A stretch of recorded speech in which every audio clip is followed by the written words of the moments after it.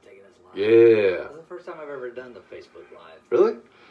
I did it all throughout the whole pandemic deal. Really? Yeah. I mean, I've seen you on there, obviously. Right. Can you hear me okay? Yeah. I think it sounds good. Get set up here like Phil Boom. Collins and Peter Criss. Yep, there we go. All right, cool. All right. Yeah, no, what I did is I ended up doing it, and then I would put my Cash App on there, and people send us money like every time we did it, because it would be me and Tony, the conga player, and every time he'd sit there. I mean, we make about $100.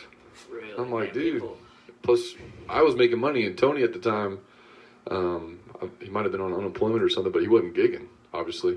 And that's where all of his money came from. So I was like, all right, getting some. Yeah, absolutely. Because I tried to support as many friends as I could, because the people that were wiped out, when Corona kicked in, it was the musicians. All of them. Yeah. You know what's funny about everybody that tipped, though? It was always people in the restaurant business that you knew that they were not working. Right. And I'm like, dude, like one guy, Bradley Steer, he's a really good guy. I've known him for a long time. Homeboy sat here, I'm like, dude, I know. Like, he's a restaurant guy. Sure. And I'm like, dude, this dude, it's crazy, man. What a blessing. That's coming from the heart, though. That's what I'm saying. It's But, ridiculous. I'm going to tell you something. Something I've learned in life, and I'm 44 years old now, and I've seen it's just, anytime you give a blessing, or anytime you give somebody something from the bottom of your heart, you're going to be rewarded. Because, I mean, just a couple of weeks ago, there was a couple of situations where somebody was, hey, need some help with something. Right. And I, gave my part of it, right? Well, I just mysteriously, that Friday, received a check in the mail for $1,000 more than almost the exact amount that I gave. Really? And then I did something else with somebody, and it was just like a little donation or whatever, and then I ended up just mysteriously getting, within the same 24 hours, like $900 extra on something. I'm like, this is a rhythm, and it's a pattern that I've seen since I was, in my 20s. Right. And I play to it, And when I say play to it, I mean, I just trust it, and it works.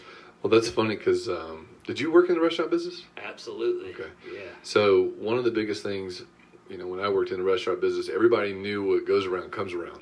Absolutely. So every time you even though you get stuck here and there, somebody gives you a bad tip and whatnot, and you know good and well that you're awesome. So you can't be getting a bad tip, doc.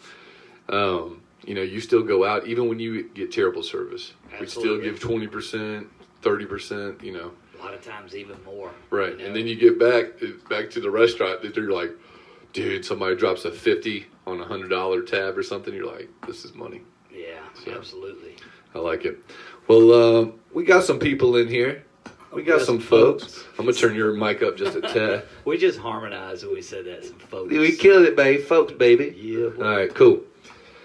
So this is the first episode of the M&M&M's podcast. Marketing, music, and musings. Chose marketing mainly because it's an M. But we're really just going to be diving into business. We got our first guest, Mr. Richie Torrance. Wow. Right? Known Richie for, I don't even know how long, 10 years, something like that? Maybe? I think it's been around 10 years. It's probably 10 years now. Yeah. We're in the decade friendship style. We're like old school. But even when we first met, it was like we'd known each other for years. That's because we're from LaGrange. But I didn't know you from LaGrange is the weird part. That's what I don't think we figured that out until like 2 years ago. Maybe. That's interesting. Yeah, something like that. It was way down the road because I always associated you at the beginning with Justin right. Fields, Which he's a very handsome man, Justin Fields, if brilliant he's listening. Musician, my man. He smells good. His hair is very long and flowing. You sure he hasn't cut it by now? No, I saw the other day. He's got a baby coming too. Oh, yeah. Justin's got a baby coming? Yeah, he's got a baby coming. Oh, dude. What is that? Everybody's got a little baby. That's how we do it, dog. You said, man. Y'all making me like Uncle Richie. That's it. We need somebody named Uncle Richie come around. You know what I mean? Teach him how to play the drums on the pots and the pans. Right, right. I can dig it. So I appreciate you coming. Yeah, man. Thanks. I'm honored. First episode. So Richie has been in the real estate game. How many years now? This is my 7th year, I think. 7 years. That's insane. See, I can now say, right at going on 10. Yeah, that's how I do it. That's how I do it too. I'm like, I've been doing this stuff for a decade. And I'm like, no, it's really been 8 years, but I'm gonna go ahead and say 10. Why not? You just round up. It's like you do that with everything else. Why can't you do it in business? Absolutely. Put it on your bio too. I've been doing this 10 years. It's funny because once you hit the 5-year mark in real estate, everybody's like, really? Like you're some old school veteran. Like, man, you made this work. Holy cow, this is working for you. Well, that's really when it all really starts to take it. No, I believe to it. the next level. Yeah. Well, we're going to talk about that. Richie's also a drummer, one of the best drummers that I know. You're too kind. Yeah, I don't know. I know a lot of good musicians too, and so that is not a something I just use loosely. And then we're going to talk about stuff that basically gets you up out of bed in the morning. Maybe something that was really trying time, and I'll share mine as well. So we can go back and forth, but we don't really have an agenda outside of talking about those items. We're just two buddies talking, and we're really happy that you guys are tuning in.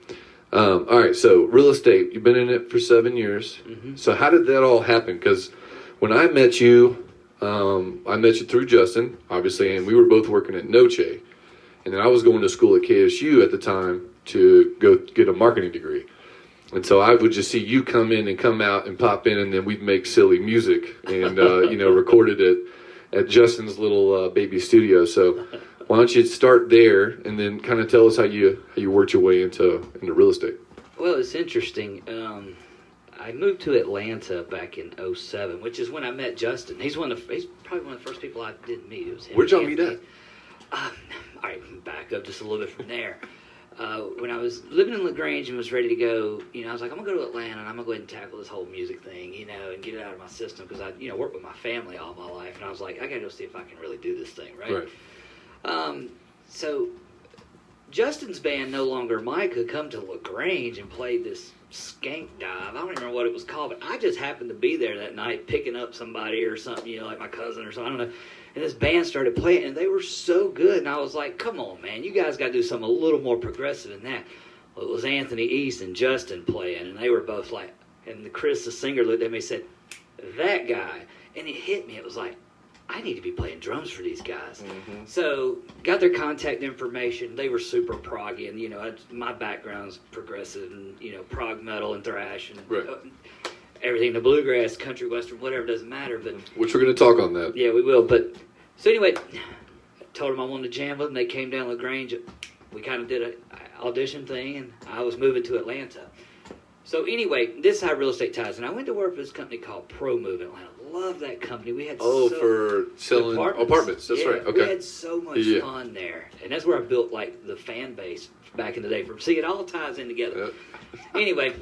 Fast forward, I got picked up. Yeah, you go tell them, baby. So I got picked up and was, over in Europe playing, and then came back and was doing Nashville and all this stuff, and, was, doing my thing in the music industry. But I really missed the whole pro move thing. It's like, because music, I love to play it, but I don't like touring. I don't like being in a bus with a bunch of people. I'm like, put me in a studio, I'm cool. Right. But, my buddy Richard Beeman's like, well, man, I got another firm that I just opened, like ProMove. Get your real estate license. You come work for me.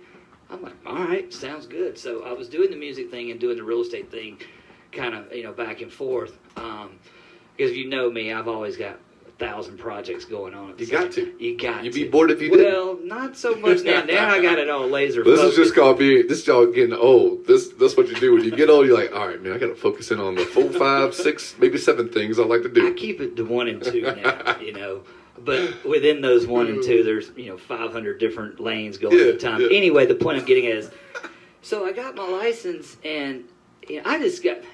All right, so when I moved to Nashville, I really got a glimpse of how the music industry really worked.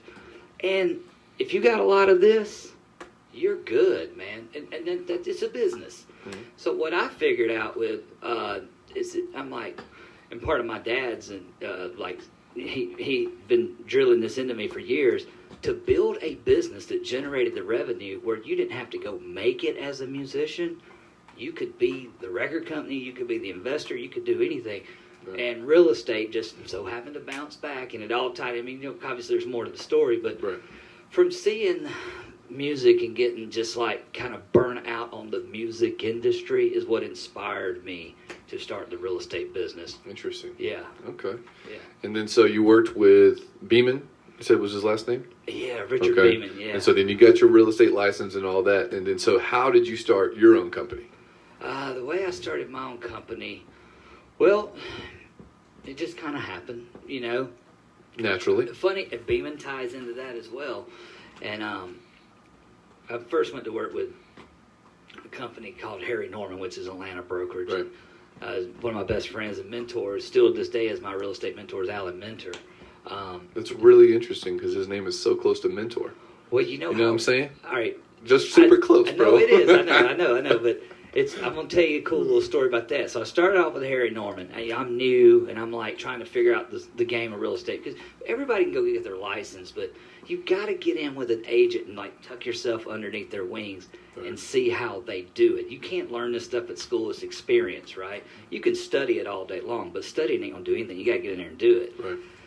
Which is good. I like that. It's like music. It's you got to practice.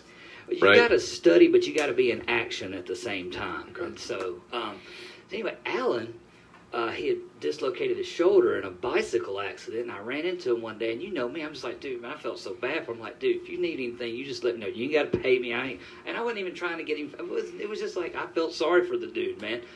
And that was just, man. He emailed me later. He's like, dude, you've met Chad Sexton with 311. I'm like, what do you know about 311? He's like, dude.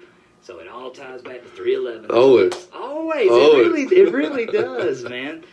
So anyway, I was working with Harry Norman, and you know, our broker had passed away. Man, she was such a sweetheart, Mama Helen. And Alan went with Dorsey, and I was like, I've always been into Keller Williams because the way their model works is they'll take you if you want to build your own business. They're like a record label for real estate agents. So I went in with KW, and then Beeman and I built a team, the Rich Square team. Right. And then, you know, it was like, all right, cool. I wanted to go back and do my own thing. And Beeman, they did the Beeman group, which is a brilliant. I mean, Beeman's a genius, man. Him and his wife, Trish. And I went off, and they taught me, there's a couple of things they taught me within that period.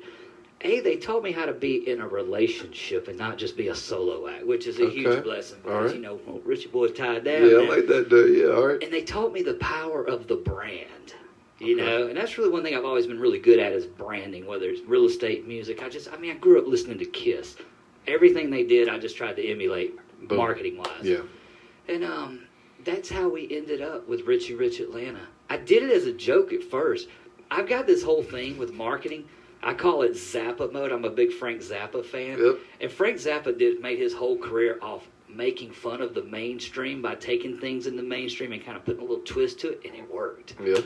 So anyway, that's how I ended up with my company. I like it. It's long-winded. Hey, no, it's all right. We got time. Yeah. So it's funny. So I'm going to talk about myself real quick a little bit because you mentioned something. So, you know, my band, the Stephen Brooks Band. Right. You know, there's no Stephen Brooks. SBB, baby. There's no Stephen Brooks in the band. Right. And it's not because of Frank Zappa, but I love the fact that he did it. It's like, I'm a huge, you know, psychological fan from what he does. Yeah. His music's a little out there for your boy.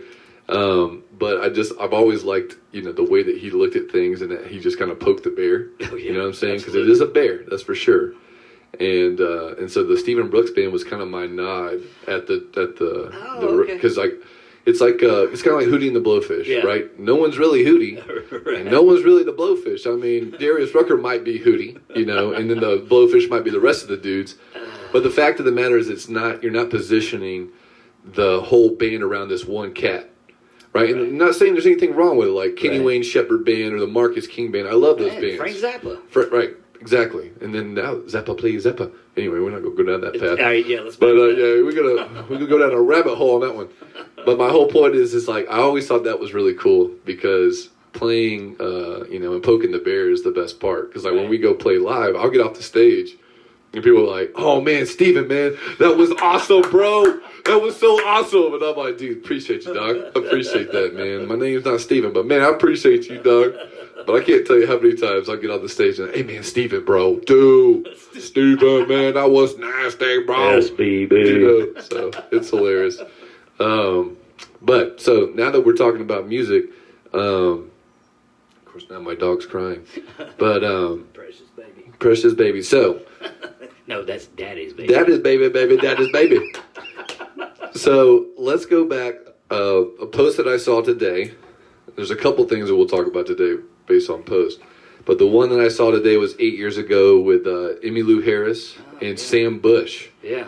So if no one knows, I mean, I think everybody knows Emmylou Harris, but Sam Bush, a lot of people might not know about him being, the guy that he is in the bluegrass movement.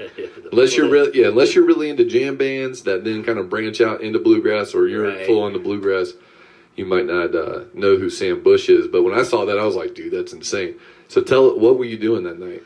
Well, all right, Nashville. When I went to Nashville, like I told you, I was like, I was in like the thick of the industry, right? In the sense of, I don't know. I just told somebody, I was like, hey, one of the people that I want to meet while I'm in Nashville is Emmylou Harris, because I'm a huge Graham Parsons fan. Thanks to Dan Gordon represent. Yep. Dude, and sure enough, one of my friends called me one day. Well, to make it even funnier, the night before I was playing at this. It was like there's this community in Nashville, in West Nashville, man. There's a bunch of farmers and stuff, man. They get together and do all those potlucks. This great group of people. They had me over and they were playing bluegrass, and I had some sticks. I was playing hay, and it worked. And there's a photographer named Alan Messer, who's a famous photographer. He was back there taking pictures and gave me his information. Really cool dude, man, And he was back there with Emmylou and them, and somebody called me and was like, hey, man, Emmylou's here if you want to come meet her. And I ran, and there's Alan. He's like, come on, buddy. And and there she came walking up, man. She was like, I was like, you are Miss Emmylou Harris. And I started asking her about Graham Parsons. She was like, oh, he was such a sweetie. And she just talked to me for like 30 minutes about everything. And Sam was talking to me. I do a lot of work with Mr. Jesse McReynolds. Yeah. And Sam's Grand Ole Opry and all that kind of stuff. Didn't you play the Ryman recently? No, I did the Ryman back in 98. Okay. 1998. Gotcha. Now I had to say You're 19. Like 98, 80, 1898. Yeah, right. Yeah, dang. But it was just so cool, man. I was hanging out with them because just being good friends with Mr. Jesse, they all admire him and respect him. And I guess when these musicians, I meet them, they know that I'm a real fan and I really care about them. Right. And they just like, they want to open their hearts, man. Right. They see the excitement in your eyes. They're like, this dude's genuine. He's not trying to have, sit here and take a photo on Instagram. That's what drives me crazy too, is like, I've met so many musicians like that where I'm like, there's no way I'm taking a photo. Like, I'm going to hang out and talk to these guys. Like, you know who Josh Freese is? He's a drummer? Yeah, of course. All right, so since we're on this little tangent here, so I went to see Sublime with Rome at the Tabernacle, and this was a few years ago. Well, at the time, Josh Freese was playing with them, and he Who was this? So Josh Freese is the drummer, and what band did you? Sublime with Rome. Oh, okay. Oh, wow. So yeah. So he's playing with them, which I thought was cool, but that's also not surprising because he's played with everybody. The Vandals and Devo, and then freaking he plays with Sting. Perfect Circle. I mean, exactly. So he's played with all kinds of people. And so the fact that he's on tour with Sublime and Rome, not very surprising whatsoever. Well, no one, as you can imagine, knows who Josh Freese is that's going to those shows, except for your boy Brent. And every other drummer in the crowd. Yeah, that's right. Unless you were a drummer or Brent, a.k.a. still a drummer, you don't know who the heck Josh Freese is. And so I go to the bathroom and I come out, and it's kind of a smaller show. Like, a lot of people are out there, I guess, because the weather was bad or something. Right. And so I see this dude taking photos of random stuff. I'm like, that dude looks like Josh Freese. Uh-huh. And sure enough, I'm like, I'm going to go talk to him. And so I was like, hey, I don't mean to interrupt whatever the hell you're doing. Because, I mean, dude's like, just taking photos of random stuff in the Tabernacle, out in like the lobby area. I'm like, this dude looking crazy. And I was like, but I'm a huge fan. He's like, you know who I am? I was like, yeah, dude. I was like, I'm a huge fan, man. I was like, I've been following your career for a while, and the fact that you started playing with Sublime and Rome kind of blew my mind. And he's like, dude, well, I appreciate you. He's like, this is like the last show on the tour, and you're literally the only person that's walked up to me and known who I was. And I was like, oh, well, I was like, I guess I'll take that as a compliment. I bet he appreciated it too. I'm sure he did. I mean, I would if the one dude at the end of the show, and tour. The fact that nobody recognized him, because man, that's got to get heavy, man. I couldn't deal with it. Well, also it also could be a blessing too, maybe, because some of these people don't want people to necessarily know who they are. Well, Neil Peart was that way. Everybody says Neil Peart. I'm old school, Neil Peart. Yeah, you got to. It's Peart. It's Peart, Peart, man. man. Even though it's really pronounced Peart. Peart. But that's not fun to say. Neil Peart. Peart takes effort, man. It takes a little bandwidth. Well, also, and then you got to stop to think if you said it right in the first place, trying to be correct. We're in the South. It's Peart, man. It's so close to Pearl. You know what I'm saying? But Peart, that's what he talked about, man. It was just, when he did the whole, after his wife and daughter died.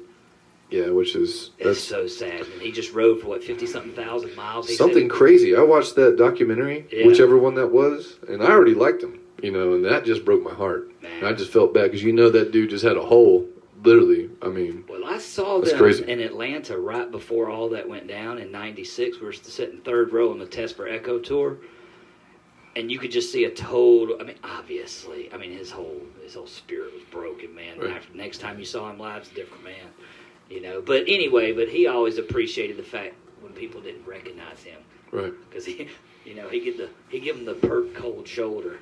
Ain't that right, you pretty little baby? Come here, little buddy. Is this daddy's baby? I'm telling you, she'll take advantage if you let her.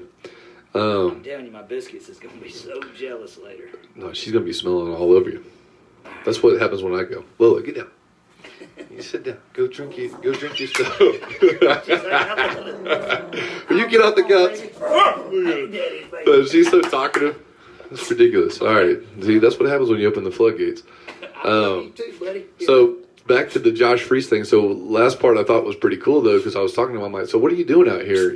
Taking photos. He's like, well, on tour I get bored. So he's like, I took up photography, and I was like, well, that's interesting. He's like, yeah. He's like, do you mind if I take a couple photos of you? I was like, that's cool. I was like, what do you want me to do? He's like, I just want you to stand there, and smile and just do your thing. I was like, cool, man. So that I thought that was pretty cool.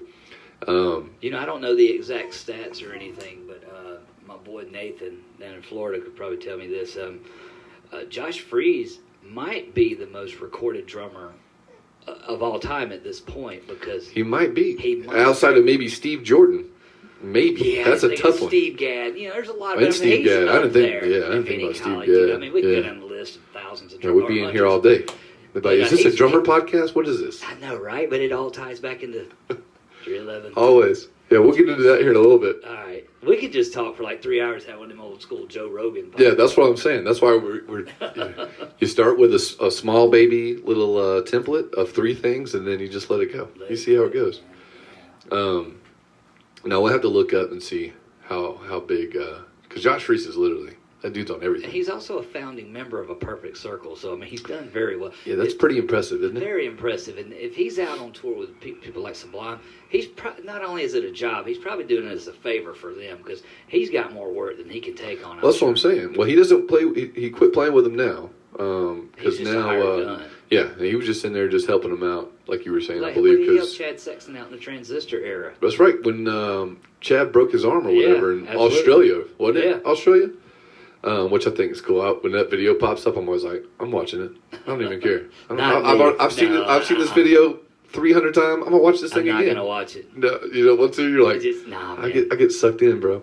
It's got to be Chad for me. Yeah. Chad Sexton's like. Hey, so let's talk about Chad. All right, all right. So I was a drummer for, let's see, I think 8 years, and that's what I was gonna do for a living. So I don't know I think you've probably heard some of this story. But basically the drums were my second instrument. I got a guitar back when I was in 5th grade. Right. Because my dad showed me Stevie Ray Vaughan. And I was like, dude, what is this crack? I was just like, it blew my mind. Because my parents had raised me listening to Fox 97, all the oldies.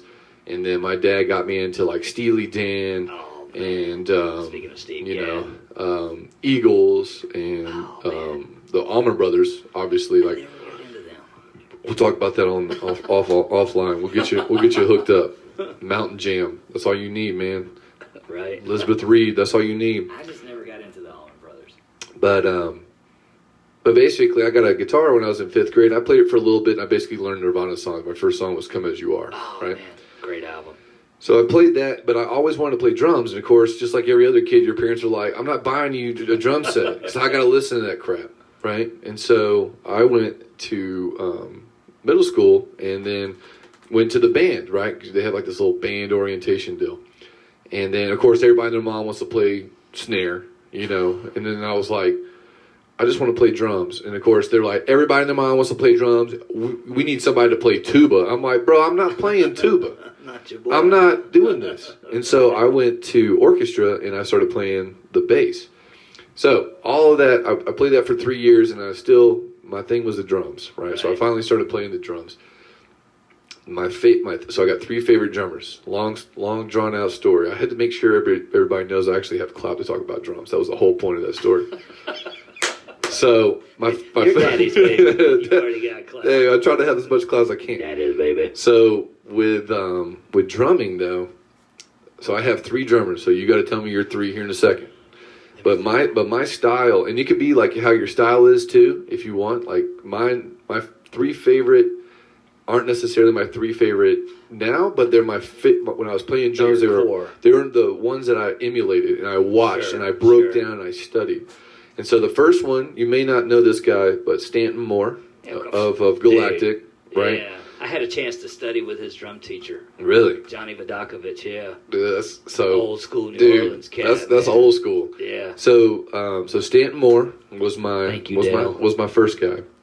And then Jose Basilius of Incubus. Right. Man. I knew you know that one. And then now to our favorite and how we connect so hard is our boy Chad Sexton. And so Chad Sexton, I went out and I even got a piccolo snare because I had to have that crack and that pop of that snare. What are your 3 favorites, or 3 that you emulated? I don't know if I can nail it down to just 3 because as of Christmas I have been playing drums for 40 years. I've technically been playing 40 years. So you're like 42. I'm like Paul Richie over here. No, but for me, it's kind of. There's obviously, I started studying Neil Peart when I was 11, and I spent, and I still, I could play all that stuff when I was 13 and 14. That's where we grew up. We got our chops from playing Rush, right. So obviously Neil Peart on so many different levels, not just, his style of drumming, but also just his philosophy on life, because Rush. Just deep. That means he's a deep dude, but at the same time, he's topical, so you can consume it. But exactly. And, so there's that aspect of my playing. And then, obviously, the next arena was Chad Sexton. But also, there was Chad and there was Stuart Copeland, but there's also Bill Bruford. I don't know who that is. Okay, so with Chad Sexton, what I love about 311 is, when I heard Chad, but my mind was blown, My boy Dan Gordon's like, you got to listen to this, man. Everybody's trying to get me to listen to Grassroots. And I'm like, I don't want to listen to that yap. It was like, finally Dan got me one weekend. He's like, listen to this album. And it hooked me. And I was like, oh, my God. And I must have played Grassroots cassette for 3 years straight in my car. And then the Blue album came out right after that. So a funny story is I had a company building my drums. My mom told me when I graduated, she said, you can have whatever drum sets you want. I'm like, really? Okay. So my buddy's like, get these guys in California, my good friends John Machado and Daniel, to custom build you a kit. And I'm like, all right, sounds good to me. So I'm got them building me a kit and stuff. And lo and behold, it's this little custom drum shop that nobody's ever heard of called Orange County, and they weren't big at that point. Right. So here comes the Blue album. I got this Orange County kit the same month, I think, that the Blue album came. I called John. I was like, dude, do you know who Chad Sexton is? He's like, oh, you know who 311 is? I'm like, dude. He started telling me about No Doubt, and he said, just watch, they're fixing to break. And I was like, all right, and here comes No Doubt. So anyway, all right, I could go down the 311 historian rabbit hole forever, but there was Stuart Copeland with the Police, man, because Stuart Copeland, dude, he did things. Most people are like, oh, he's a reggae drummer. He's got a reggae influence, but he's a Lebanese drummer. Yeah. All his stuff is Arab, not all of it. But still the time signatures are he was upset. He was like your boy Mickey Hart in Grateful Dead, which we will not go down that rabbit hole because Grateful Dead to me is your Kiss, right? Well, I'm glad because I never got the Grateful Dead. But you would love Mickey Hart because he's like Stuart Copeland, where they are obsessed with these out there time signatures, right? These these insane time signatures that everybody over here in the States and even in Europe, they're like, man, what is this crazy stuff? And then they take that and then they implemented it into the music that we all know and love. Absolutely. And then you're like, bro, I didn't even know I knew a Lebanese beat, bro. Go ahead. The cool thing about it is the Arabic drumming, to my understanding and what I know of it, in reggae, it's just the emphasis. I mean, I don't read music, but everything's on the 1 and the 3. It's just reverse. I mean, like if you read Arabic, it's in reverse from what we understand from right to left. Right. So the music is the same way. So that's what gave Stuart Copeland his edge. He learned drums in Lebanon.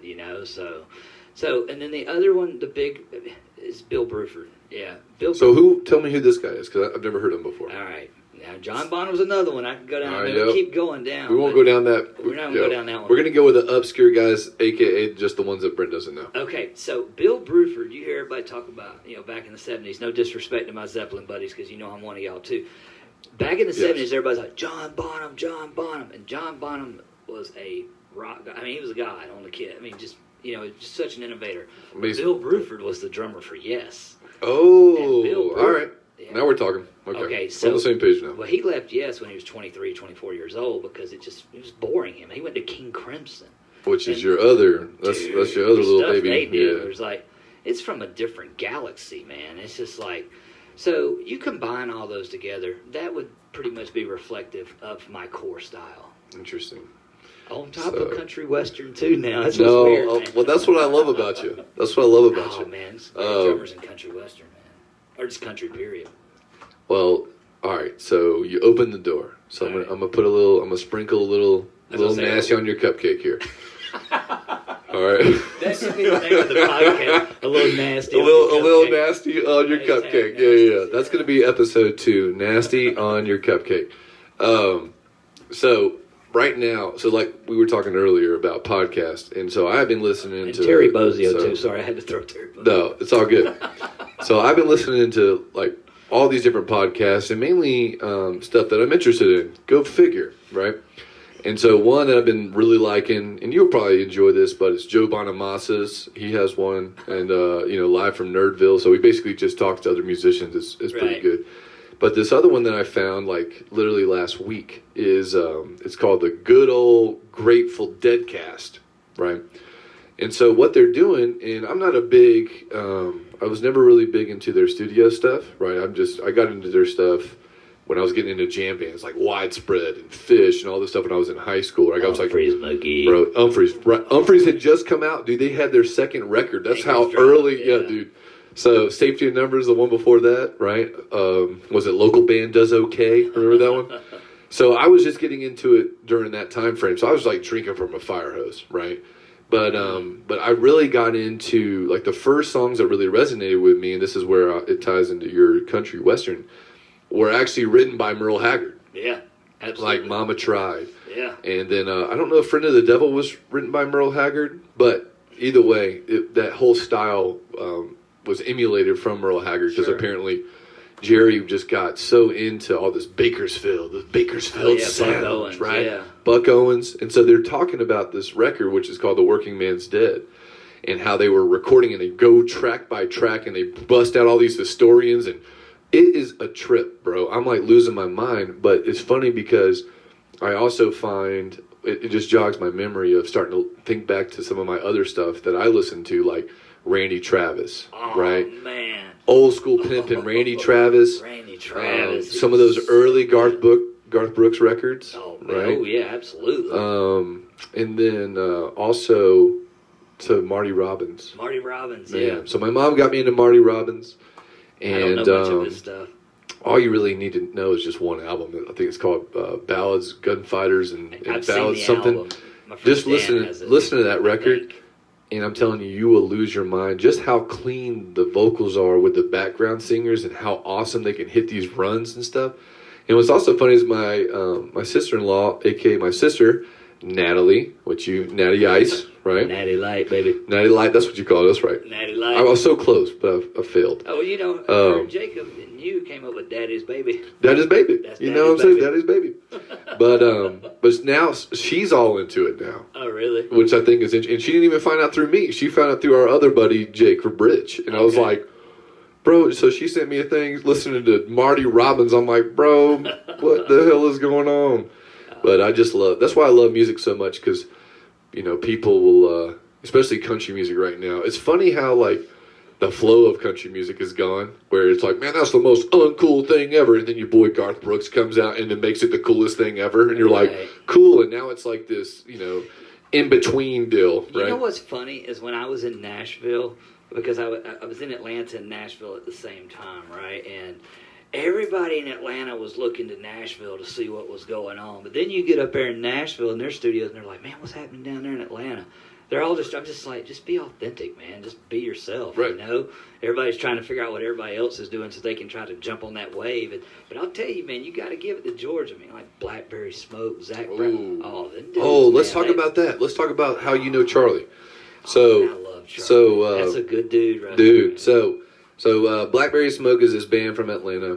Great, but phenomenal band. And they are amazing. Those guys are like that. That would be the type of band that I would want to be in, meaning they're the road warriors, right? Every bit of success they have, they earned it. They went out of their way. 100%. I mean, it's just crazy. 100%. And it's also interesting because, and we'll get into Charlie Starr here in a second, because Richie knows Charlie personally. But what's crazy about Charlie Starr, this is what I love about him the most, is I first got into that record because my dad told me about him through one of our buddies, Steve Walton, who used to be one of our old neighbors. And he just kept pushing it like it was crack. I'm like, dude, I'll listen to the damn record. Oh, my God, just give me a copy of it. Like, damn. And so I finally listened to it, and what blew me away when I went and saw him live is that they have an extra guitar player, but the extra guitar player is the rhythm guy. Charlie is the lead singer and the lead guitar player. Like, the dude is that good. But tell him how you know Charlie. But let me also state that Charlie used to not sing, man. Like, in our band in high school, man, he didn't sing, and I think that he started singing just out of necessity of having to, because he was telling me about how Bill Sills and all our buddies. Bill Sills. Necessity brings invention, yeah. Yeah, right. But Charlie, man, the way I know Charlie, because we're both from LaGrange, great guy, you know. I mean, my first band I was in was with Charlie, you know. So that's kind of cats I was running with as a kid. That's, you know, there's some good players from LaGrange, man. Charlie will be the first to tell you, man. Yeah, we had two things to do. We had to get through school and learn our instrument or whatever, our sports. And there's a lot of talented people that come out there. But anyway, Charlie, I know him and his dad really well, man. His just wonderful family, man. I actually was hanging out with Charlie after their last show, you know, and I told him, and I'll tell everybody this, you know, that guy earned every bit of success that he has. Because from the time he got out of high school, to my knowledge, he just hit it, touring, running, I mean, doing music nonstop. His daddy would come up and tell me, man, Charlie's doing this and Charlie's doing that. And I'm like, man, that is a lot of hard work, you know. Mm-hmm. But you just saw it happen. It's like, and he earned every bit. And dude, he was that brilliant as far as guitars when he was 16 years old. It was nasty, the stuff he could do. Well, I was going to say, like, if you, as a guitar player, if you watch him play, you can just tell it's part of him. It's not this whole, it's his like, true you know, spirit, right. Man. I mean, but like that thing, literally, it's like an extension of him. Like when he plays it, he looks like he's at home, just sitting on the couch, watching some TV like all of us would, but he's sitting there just slaying this instrument, and you're like, dude, this guy has put in the 10,000, the 20,000, the 30,000 hours. He's hit the 100,000 hours. Yeah, that dude's killed it. But you know what's, I mean, you know, I was listening to a Frank Zappa interview, I think it was that Frank Zappa, but it was talking about, you know, you can hear a person's spirit in their instrument, right? Oh, and when you listen to Charlie play and you see him play, it's him. Like, he has such a beautiful heart, such a caring, loving human being, and so humble. And he's always been I told him he's the same guy now as he was when he was 16. Really? He's just, you know, on the cover of Guitar Player magazine. Yeah, he's a little bit different. Man, just brilliant, man. Well, I'll leave you on that deal. Is that's the first and Paul episode. Now, Paul, dude, I'm telling you, Paul. Oh, the other guitar player. Oh, dude, yeah. Paul's shark. You ever seen Spinal Tap? Yeah. Shark Sandwich. They're like, it got a 2-word review. Sandwich. Yeah. Well, Paul's band back in the day was called Shark Sandwich, and it didn't hit me till I got into Spinal Tap, and I texted him, I was like, yo, did y'all name that after Spinal Tap? And he's like, yeah, bro. Dude, I love it. Paul's a great guy. I mean, he seemed like a really nice guy, and I'm not trying to trash his guitar playing or anything. I just say Charlie is just that. That's what blew me away when I first saw the band. Normally, I go to the drummer or anybody else, but Charlie was that standout guy, and I'm just Paul's like, a beast. dude. Paul's Plus, he's a Les Paul guy. Paul, man. That dude, Paul's brilliant, man. But you need to check out that Joe Bonamassa podcast, because that was the first episode I watched was with Charlie. Oh, really? Charlie was on there? Yeah, and I was like, dude, but he's, of course, just like you're saying, the nicest and most humbling dude, and you can just tell he has a good time. So I don't know where we're at with time, but let's jump into you want to check the time? I don't have the thing. But it's fine. What we'll do is we'll just do the musings part and roll through that, and then there's the fact that we're videoing us hanging out, man, because even Takio was like, you and that guy just have great chemistry. You can tell that we just really love and respect each other. 100%. That's why I was like, you're going to do the first episode? I'm like, this is going to be money in the bank. This is going to, all the other episodes I'm going to have them be like, this is really weird now. You're not, Richie, So I appreciate you doing the first one.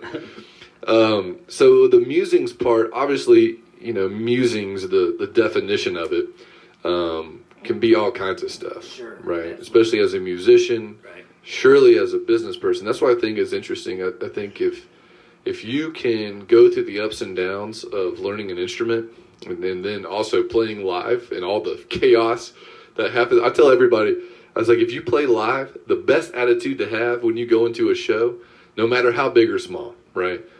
Something's going to break. Something's going to mess up. If you have that in your head, and then when that thing is so baby that does mess up, you're like, oh, that was it? Okay, cool. And then sometimes it doesn't, obviously. That's interesting. But, I always go in with the mind, and I got it from Jared Watson of Dirty Heads, right? I heard him on a podcast or interview or something. He's like, I just have the mindset, because something's going to mess up. He's like, when you're on tour, you got 40 dudes working for you, including the band, and then you're running around, and you're basically going into a stage that's just, skin and bones, and you're putting all your crap into it, hoping to God it'll fit. Right. And I'm like, that's insane. So, once you have that mindset, not only in music, I think it also transcends into business, and it transcends into life. Because, business, I was talking to my boss the other day, I was like, business, it's not really black and white. Right, it's gray, bro. it's you gotta completely gray. You're gonna wish the best thing in the world happens, but sometimes it doesn't, right? And you're gonna put these projections up, but they're just projections. Reality will smack you right in the face. Sure, absolutely. And so that means that, especially in your line of work and in my line of work, in anybody's line of work, really, you're gonna have to fall on your face. Because if you don't fall on your face, you're not really going to learn anything, right? First and foremost. Absolutely. That's called getting experience. Right. Yeah. But second, you're going to, somebody, and it's probably not going to be somebody external. It's somebody going to be inside of your brain telling you to get up and move forward, right? I've got an answer for that too. So tell me, it doesn't have to be specific, like a specific instance or anything like that. It could be as general as you like. But, when things get going tough, what do you typically do? Like, what do you tell yourself? What's your whole game plan to get yourself out of whatever you're in, mentally, physically, spiritually? Okay, well, this is something I can speak to very well. Anybody that knows my family and knows my father and knows me, there's one thing that we do very well. We are great under pressure. We are brilliant when it comes to times being trying or times being super challenging or being up against a situation. Just seems like you can't figure it out. We thrive off of that. And I have a different perspective on hard times and challenges and things like that because I'm 44 years old now, right? The front end of a blessing is always chaotic. It seriously is. I love that. But it's the truth. It's not some silver lining. I'm going to think the grass is green on. It's not that. I hear people, and God bless everybody in affirmations. I get it. I dig it. But the reality of it is, you have to face those things, man, and just dive in head first, man, because you're going to get to the other side, as evidenced by here we are. Right. My mom always said this growing up, and it's so true, man. Things always figure themselves out. Things will work themselves out. Right. You can't get too reactionary. You can't get too wrapped up in the idea of what you think it's going to look like. What you got to do, in my perspective, because I'm so spontaneous, man. That is true. That is me, man. If you give me a script, I'm going to be like, ugh. You put me on the spot, dude. Read these 3 things. I mean, that's how I flow. I'm an improvisational kind of character, you know. But anyway, I just trying times I don't buckle from them. I thrive. I mean, I do well under pressure. If I've got a lot of time on my hands and things are super chill, I'm gonna rest. You know, and that's one thing I have really learned what is key. Because I used to run myself in the ground. I mean, you see me do it, and I still do it sometimes. And it's fun, too, sometimes. As weird as that sounds. That's just me, but my dad's like, Richie, you do understand how I can do what I do at 75 years old, right? Because he'll work circles around me. He really would. Dude, the guy is like, it's amazing what he can do. But his trick is, on Sunday, he just shuts down and just shuts the world out and just sits there and just rests and reads and sleeps. And, you know. I like that. And then literally. Yeah. The day of rest. The day of rest is so He actually important. does it. He actually does it. And he's been driving that point home for me. And I'm real strict about it, too. But sometimes, sometimes I'm just not able to.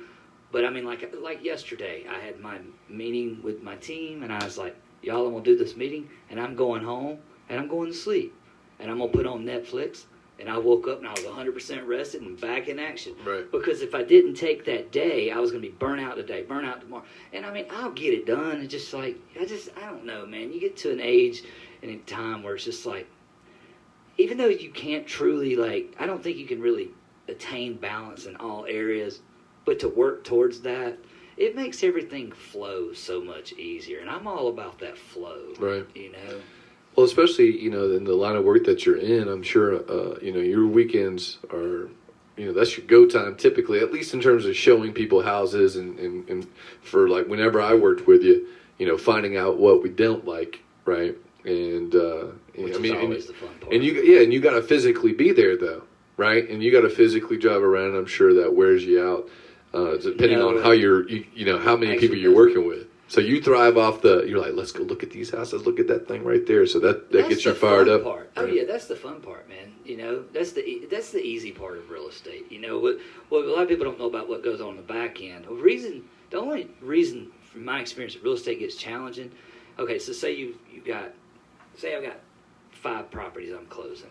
Well, each property, you're like the counter. You're like balancing everybody. You're keeping everybody high-fiving and hugging. You got the lenders, you got the attorneys, you got you got your team, you got the other agent, the buyers and the sellers, and man, you're just playing that balance, man, to keep everybody moving to close. And it's really actually pretty simple. Right. One thing goes wrong, you got to figure out all these kinks, but you got all these other ones going at the same time. And 5 is a regular number, so let's just say we're doing 10 of those at one time. And that's where it gets hard. And people are like, man, can you put your phone down? I'm like, nah, if I put my phone down and I miss a deadline and all of a sudden we fall off on this. Yeah. Well, I remember. Can you get somebody to cover for you? It's like, no, sometimes man. you just can't. That's like saying, oh, I got a studio session. Let me just call up my friend. Can you go play drums for me? Yeah, can you go in there and hit that snare for me, man? Of course, I don't know, man. But it's such a blessing to do what I do. It's so much fun, man. Well, that's why I think this is why I'm doing podcasts when people can see you. And then what I like, because like I like to watch podcasts the most of the time. Right. Because I can see their faces and I can see how excited they get about things that they're passionate about. Right. But no, I love the approach because, you know, to be successful, and success is just such a subjective term. Like it's not objective, meaning no one's going to go, that guy hit 1, 2, 3, 4, and 5. He is successful, right? That guy, he hasn't hit 4 yet, so he is still in limbo. You know, it's a subjective term. You know, you feel, and your family, and I mean, even society as a whole, everybody sees it differently. But in terms of being successful, you know, at least for people like you and I, and I'll speak for you on this, is enjoying what you're doing. You know, because no matter what you do, I think this is one thing that, especially like a lot of younger people don't realize, is that they think that they need to be happy in everything they're doing, and nothing's ever going to go wrong at all times. But like, to your point, like how you approach things, when the bad stuff happens, that's when you start thriving. Absolutely. Actually, you get more excited because it gets you excited, right? Life isn't that fun if everything's just going right. right? You got to have something break every once in a while to keep you on your toes. You know what I mean? And I think that that's the big thing that of why I like doing what I'm doing in terms of consulting businesses and stuff like that and helping businesses grow, because it's always ever changing. Right. There's always an issue. There's always something. And Zig Ziglar, you know. Oh, I know the name. I've never listened to him. So Zig Ziglar, I don't know how old he was. He's an older dude, but basically he's probably passed by now. Yeah, he's definitely.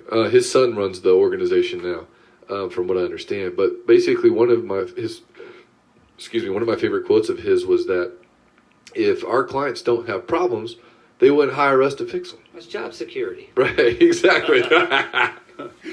But again, you know, as a whole, you know, in terms of consulting, you know, the goal is, it's kind of like a personal trainer, right?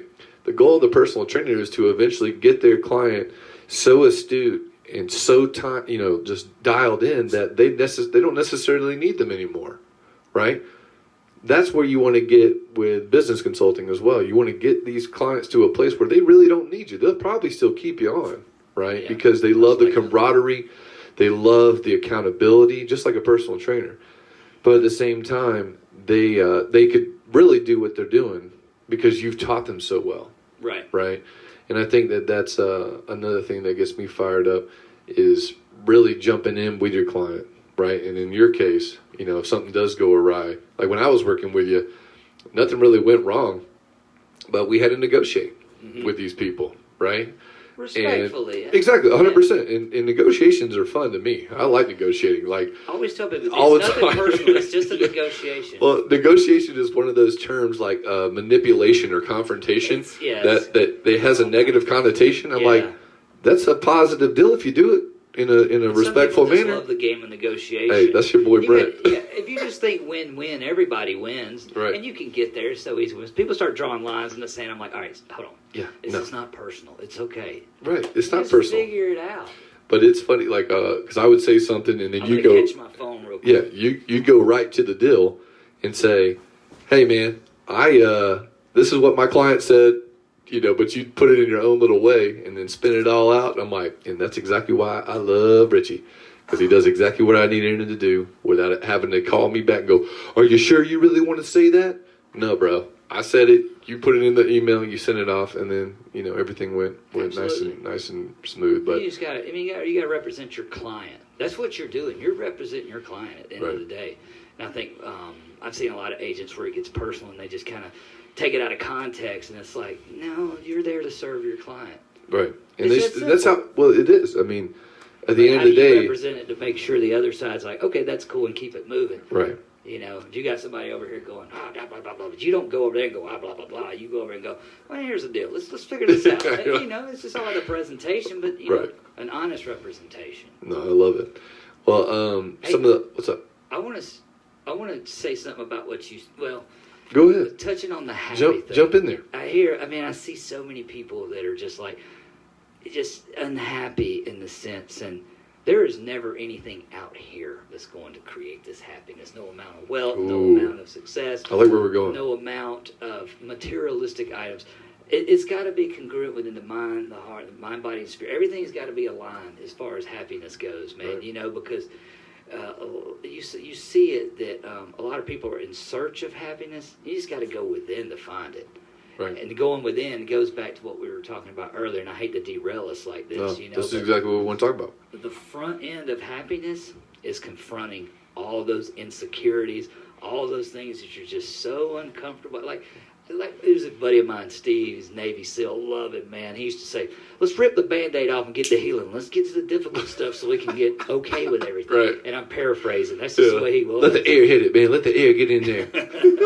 He just said, why don't y'all rip off that Band-Aid and get the healing, man? So I just want to say, if you're going into business, it goes back to the whole, you ever read the book Good to Great? Oh, man. Jim Collins, baby. I will, baby. Jim Collins, man. The hedgehog concept, son. Let's go. The hedgehog, man. The right people on the bus. Let's go. The 3 circles. What are you passionate about? What can you be the best at? And what's going to create revenue? You find those 3, rock and roll. It's over, baby. Simple, I love the fact that you brought in Good to Great. I tell people I like the only person I feel like keeps quoting Good to Great. I'm like, Good to Great? They're like, how do you not know? I'm like, come on, man, Jim Collins, come on. How the mighty fall.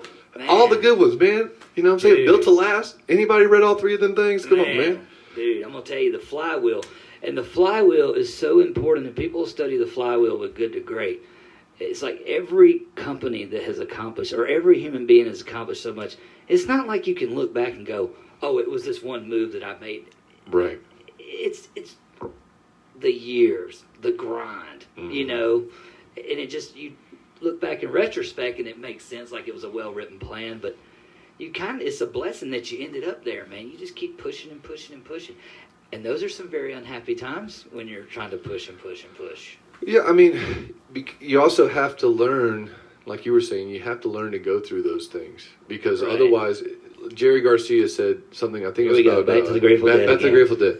I think it was about the good and evil, right? And somebody asked him something about, do you believe in evil? And he was like, yeah, because you wouldn't understand evil without understanding good. You can't, just like you can't understand happy without being sad, right? You can't understand all these different ranges of emotions until you actually experience them. And like you were saying, I love, because I was talking to Candace the other day about happiness.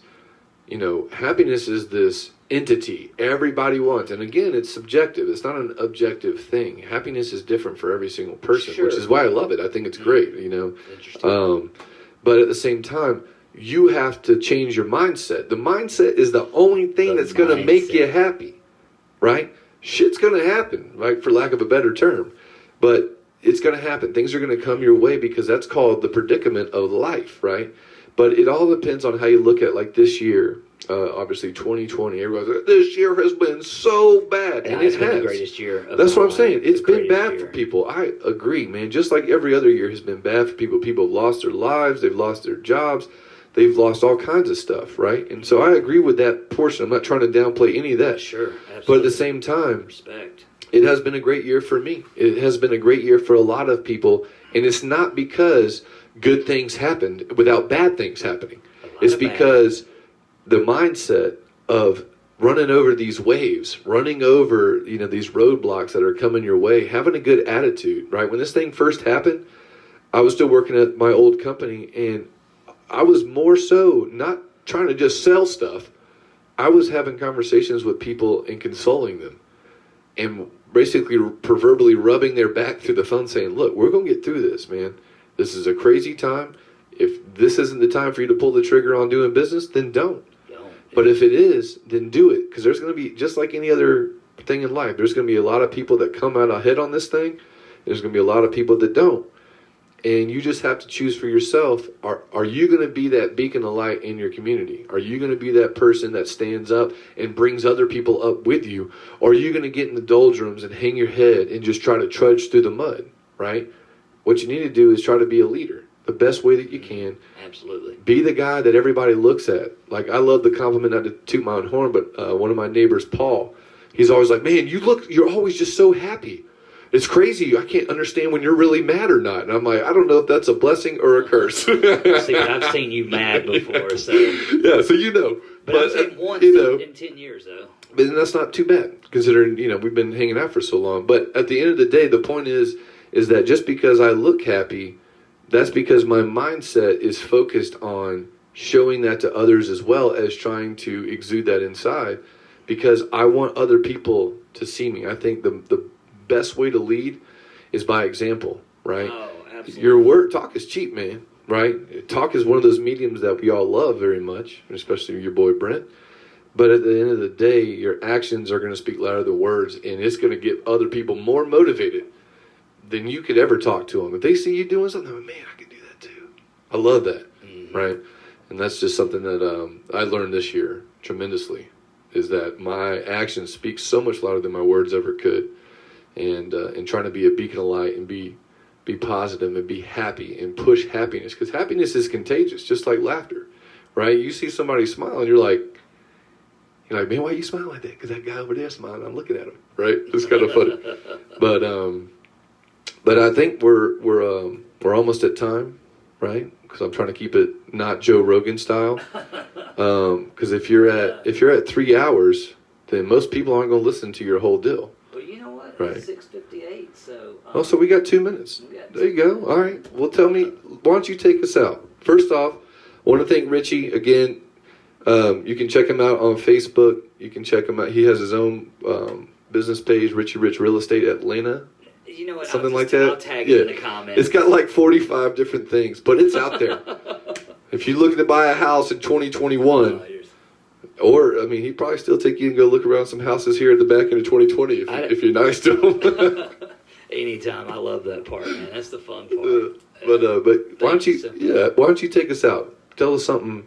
Tell us how you stay motivated, and especially give us some beautiful words of wisdom, and then we'll land this plane. Yeah.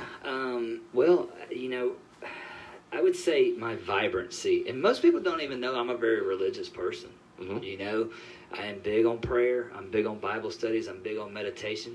I'm not big on mainstream church. I mean, I've got this church that I'm part of down South Side. I mean, it's like, dude, they speak in prophecy. It's like, like I said, my first favorite group growing up was Kiss. So I gotta get my mind blown. Right? Yeah, Knights in Satan service over there. You know, it's so funny. I was telling somebody the other day. I think Aaron Rayfield and I were talking about this.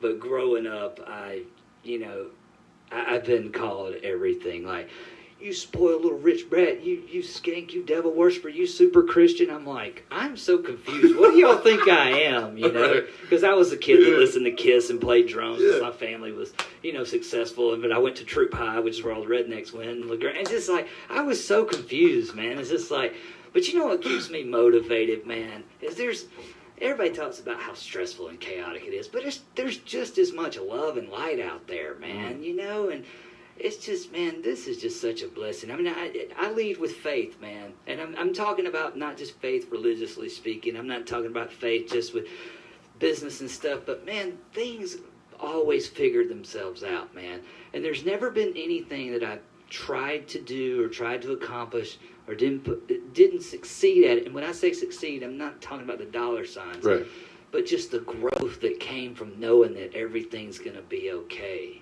So my faith was definitely a big motivator.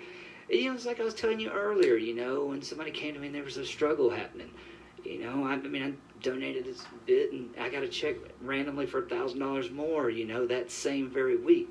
I've seen that rhythm play out so many times in life that it's a truth, right? Right. So that's why I don't stress a lot. I don't worry. I mean, like anybody, I have stress. I mean, everybody does. But just, I don't know, man. It goes back to that mindset and just being aligned, mentally, physically, and spiritually, which physically I'm trying to catch up more. I mean, I've been in the gym for a year, but man, I just got so many good friends, man. I've got my family. There's just all these great relationships and connections. There's so much love and support. I've got powerful teams around me on everything I'm doing, whether it's real estate, whether it's music or whatever, So just all that love and support and respect that I have, man.